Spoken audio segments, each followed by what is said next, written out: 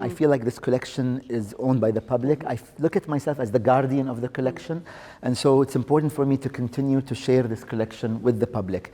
I am very proud that in this room you see some of the most important names of 20th century art, male and female, that were active in the region and beyond. You were very intentional about ensuring that this was a gender-balanced exhibition. Just explain why. Well, for me, it's important to show that women were also active in the mid-20th century, and they were active in many different forms of and materials of art, such as the use of batik, the use of brass, the use of ceramic, glassware, tapestry, and here you see sculpture. I feel like the gender imbalance in Western museum is definitely something that we should not be emulating in other parts of the world.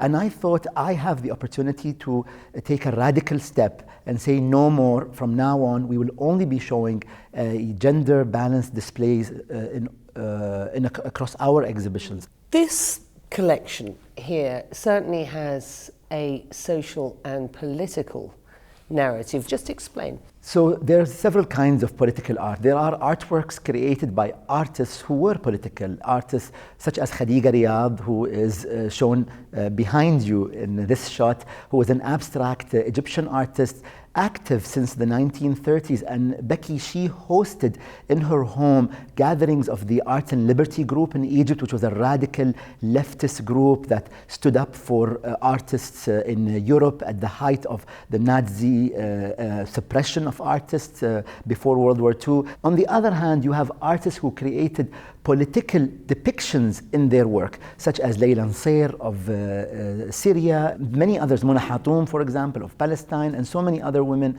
across the course of the second half of the 20th century, depicting political events that took place in the region through their material and their creations. Sales of Middle Eastern art waned during the pandemic, but interest remains high among collectors. What's the market like for interest in Middle Eastern art at present? Well, the market is quite fascinating because you do have world records that are being set by modern artists. You have works in the range of $1 to $2 million. It's still not at the tens of millions of dollars that you have with some Western and even some Asian artists over the past decade or so. However, with the Middle East, I'm very happy to see contemporary artists setting records. And so this, I think, is a reflection of the global interest in Middle Eastern art, and also I think a signal to young artists, Beyki, that they can make a livelihood out of creating art.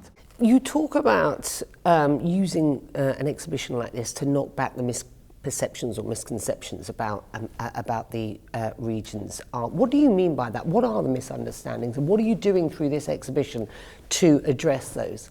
Well, there's a lot of misconceptions about, for example, the rights of minorities in the region historically, which is why we emphasize, for example, on religious minorities. In all our exhibitions, we show works by the Christian minority in the Arab world, the Baha'i minority in the Arab world, the Jewish minority. We have artworks by both male and female Jewish artists in this exhibition, sexual minorities, ethnic minorities. It's very important that this is an inclusive view of the region, because when I look back at the history of the Arab world, I see that we did a lot of good things in the 20th century, but we made a lot of mistakes as well. So going forward, how can we reflect the cosmopolitan nature of the Arab world in the mid-20th century that included all these diverse minorities and diverse groups, while rectifying and correcting the mistakes that the majority had maybe done towards these minorities?